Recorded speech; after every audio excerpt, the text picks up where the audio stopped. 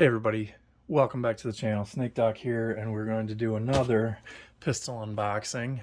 What we have in front of us says right there, proudly American, Mossberg since 1919.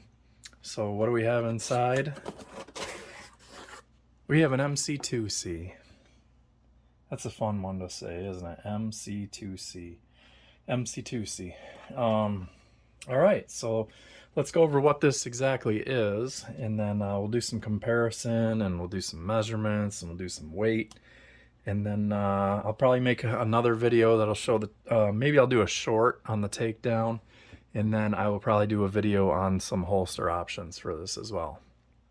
So, what comes in the box? Well, this was around the grip, and it's like one of those bracelets, but you'd have to have extremely tiny hands to be able to get this over your hand. So a Mossberg rubber ring, chamber flag. So let's go ahead and show here that we are clear.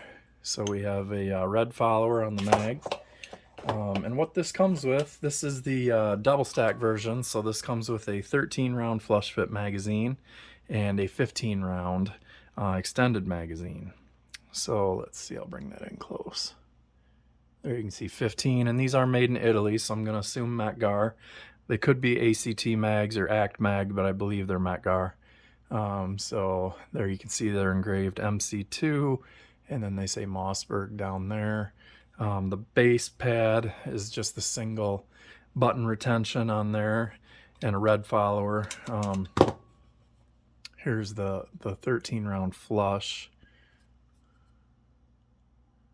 And there you can see your witness holes are going to be on the right side of the mag.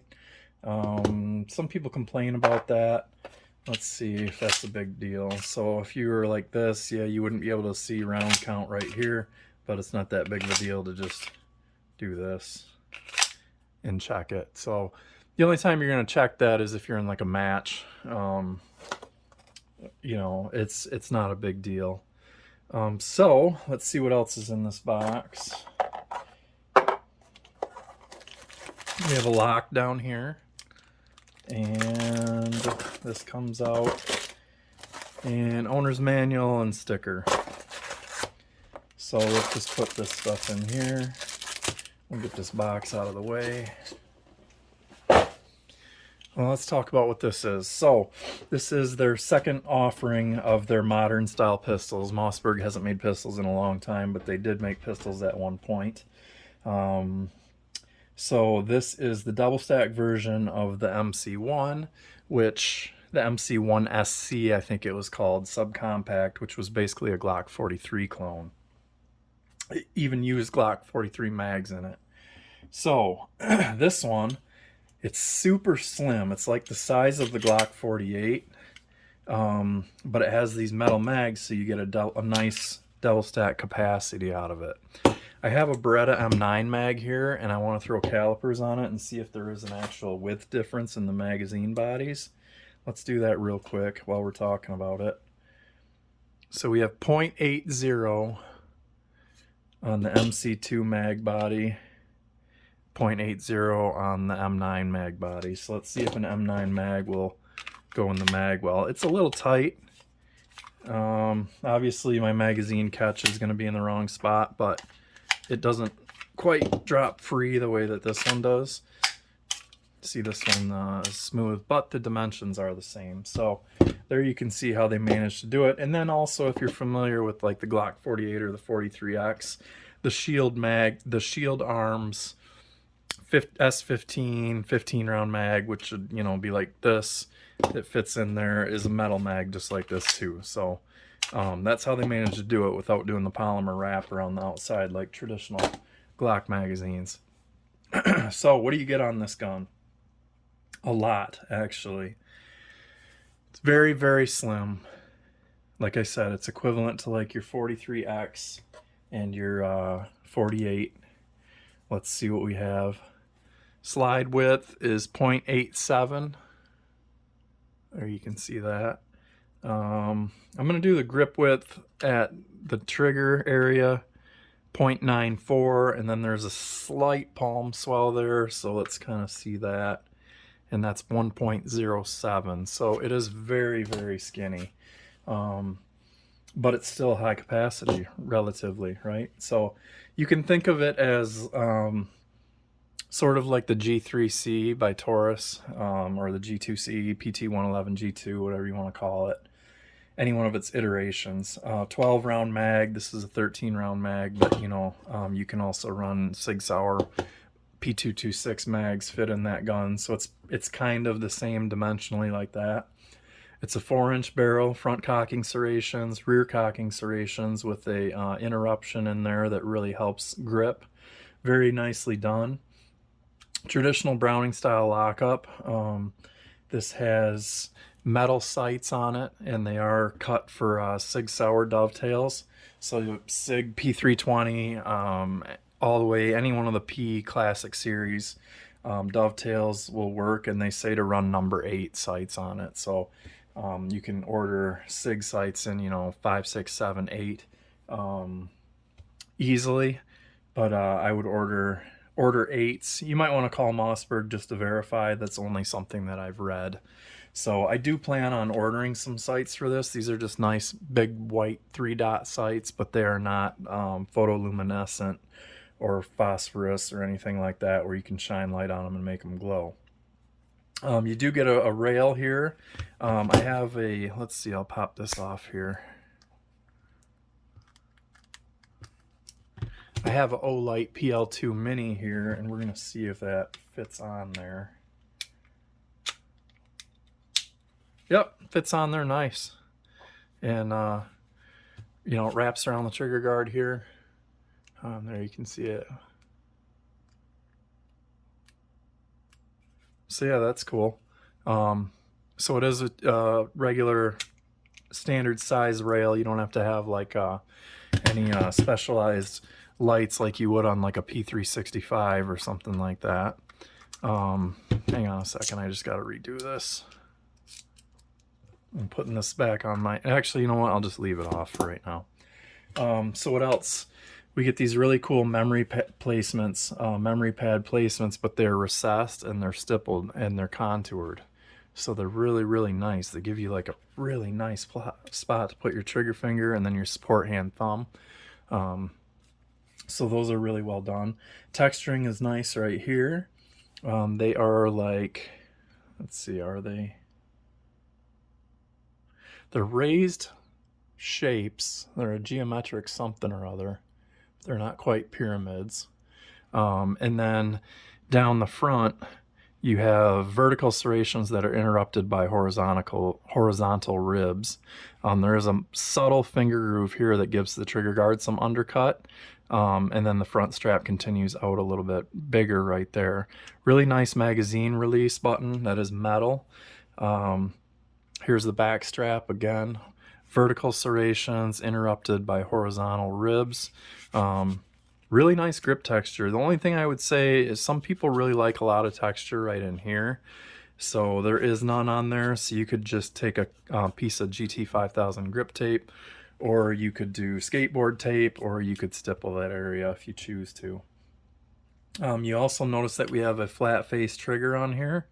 So again, this is a Glock copycat internally.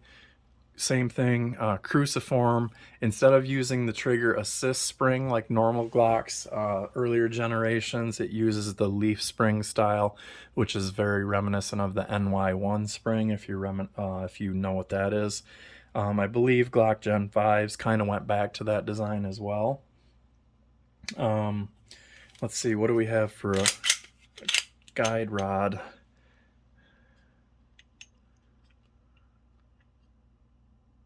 It's hard to tell. I think it's metal. I need to keep a magnet over here so when I do these videos. Yeah, I'm pretty sure it's metal. So it looks like a metal guide rod. Let's take a look at that trigger action, and then let me show you quick what the 15 round mag looks like in there. So when you have the 15 round mag in there, you do have a little bit of protrusion, but my finger actually goes down onto that, and then it's continuation of the front pattern that they use for their grip texture. When the 13 round flush is in there, You can see I get about a half a finger hanging off there, but it feels very good in the hand. External extractor, looks like a little bit of a loaded chamber indicator, just like that bump like you see on the later Glocks that they did. And then it's held in by a pin as opposed to a plunger and spring. So that's kind of similar to some of the other Glock clones that are out there now, like the Stoeger STR9, the SAR9. The extractors are held in by roll pins. They're not held in by the plunger system. So to do takedown on this, which I'm not going to do in this video, you basically depress that button right there and slide the back plate off and pull the striker out. And then when you send the slide home, there's nothing to capture the slide, so the slide just comes off and you don't even have to pull the trigger. So that is a very safe design. The only question that I have is, I mean, the striker sleeve is the same thing on a Glock. It's plastic. This back plate is metal. You're doing a lot. If you're taking it down a lot, there's potential that you could damage part of your striker sleeve, and maybe you'd have to get a replacement one sent to you. However, I will say, Mossberg's customer service, in my experience with my 500 pumps, has been outstanding. They have sent me anything I have asked them for. Excuse me, I wanted some receiver screws for the rail system where you would mount rings or rails on your top of your shotgun receiver. No questions asked. I had them in like a couple days in the mail, no charge, nothing like that. I think they sent me something for my 715 22. I can't remember what it was, but they've always been very responsive. Always no questions asked. Just we'll send it out, and they'll send you, hopefully it's the same way with their pistols, because they were really, really good. So let's take a look at the trigger action, and then we'll compare it here in size to the Springfield XD9, and then we'll put it on the scale, and then we'll wrap up here. So what do we have here? We have a slightly rounded trigger guard. There is some jimping here on the front, so if you're a hook style shooter, you can get some traction right there. Underside of the trigger guard flares out wide, and then it tapers narrow. And here we have our plate with our serial number on it. I do like how they are rounded and smooth. It's very melted.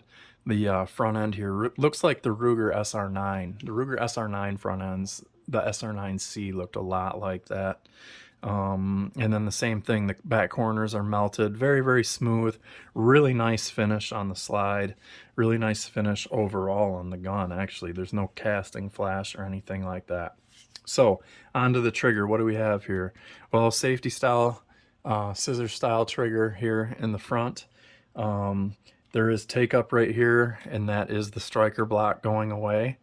And the striker block, once the striker block is cleared, you hit a pretty definitive wall. And then on this one, the trigger's not great. It would probably benefit from MCARBO, MCarbo. They make a lightning spring kit for this. It's like 15 bucks. So that might be something that I do and do a video on in the future. But let's show what the brake looks like.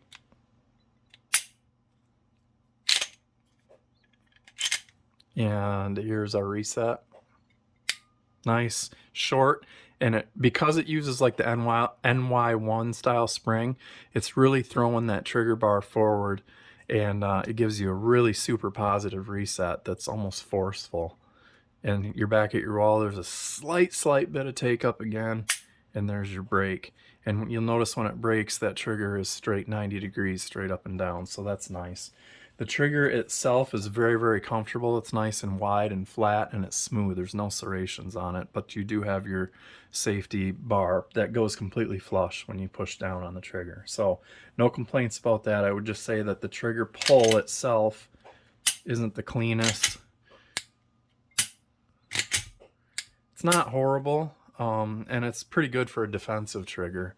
So if you really needed to lighten it up, again, there are spring kits available, like I just mentioned. Another thing that I really like is how you get a little bit of a tip down on the beaver tail. And so you really can get your hand in and locked in there, and it feels nice that this is almost protecting the hand when the slide does the slide action. So really cool and really well designed there. I'm surprised these don't sell better. I don't know if why they wouldn't. They're like, I think MSR, I don't know what MSRP is, but I've seen these selling for like $370 to $420, depending on if you get night sights. And then there is one with a cross bolt safety on it, so you can do a manual safety. However, there's no other pistols like that I'm aware of. So it's a completely different manual of arms. So really think about it before you choose to do that. Like I say, this trigger is heavy enough that I wouldn't feel that it would need a manual safety. So, you know, just use your own judgment when it comes to that kind of stuff. So let's compare it here in size to, let's put the 15 round mag in it to kind of make it as even as possible. And then we have a 16 round mag in our XD9.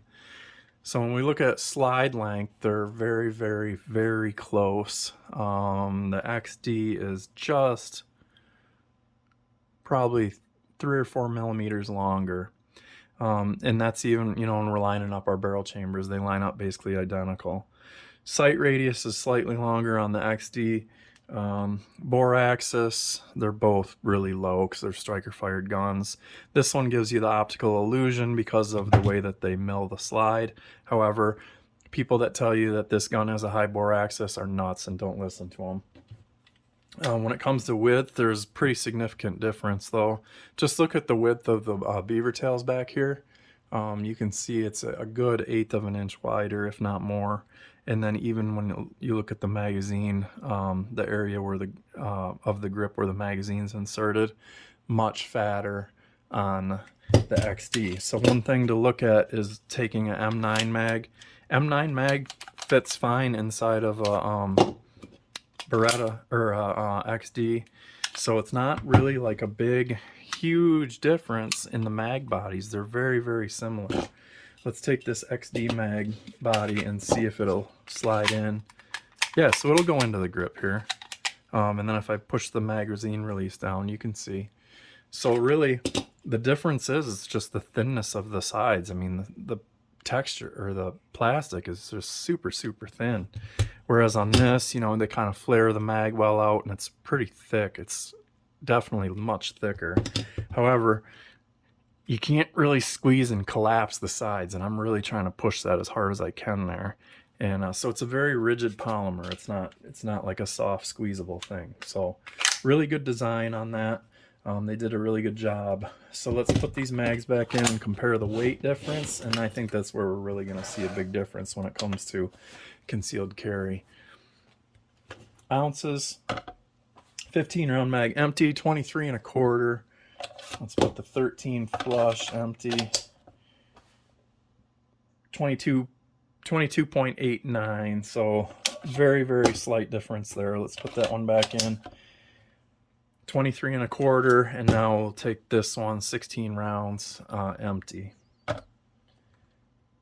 28.04, so a solid over a 1/4 pound heavier, and it definitely feels like it.